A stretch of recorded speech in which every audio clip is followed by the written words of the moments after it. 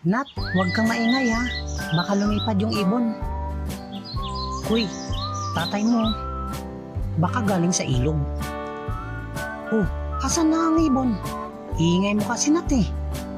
Ang layo-layo natin eh. Marinig ba tayo niyan? Oo, kasi papunta doon ang ihip ng hangin eh. Uy, tay, saan ka galing? Sa ilog? Hindi, kinakulas ako galing.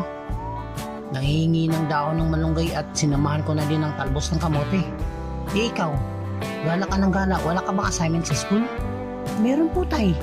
Oh, bakit di mo pa ginawa? Lunes na bukas. Wala kasi si nanay doon sa bahay eh. Naglaba ata doon sa ilog. Walang magtuturo sa akin. O di ako na lang magtuturo sa'yo. Oh, parang di ka makapaniwala. Makinig ka anak. Di ba grade 5 ka? Oo tay.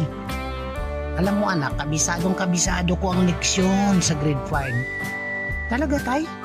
Oo, 3 beses kong binalikan ng grade 5 eh. Kaya kabisado ko mga turo dyan. Mas believe kay nanay. Ito assignment namin tay. Ano daw ibig sabihin ng haligi ng tahanan? Sus, ang dali naman yan anak. Ang haligi ng tahanan anak ay yung responsable sa pamilya. Siya ang naghahanap ng paraan palagi para sa pamilya. Sana paglaki ko tay, maging haligi ako ng tahanan tulad ni nanay. Ako ang haligi ng tahanan? Si nanay ang lagi naghahanap ng paraan eh. Ang dami niyang lending na sinalihan nga eh. Ayan, kasi nakikita kasi ng bata na panay nakikipag-inuman ka lang sa mga kapitbahay. Ano ka ba? Pakikisama ko yun sa kapitbahay. Kita mo, nakahingi ako ng malunggay. Si nanay din naman niya, nakikisama din sa mga kapitbahay.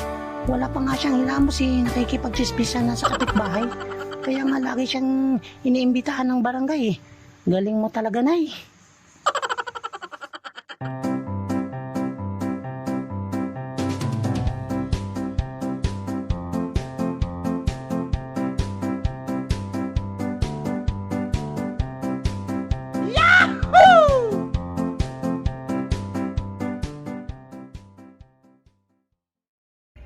Subscribe!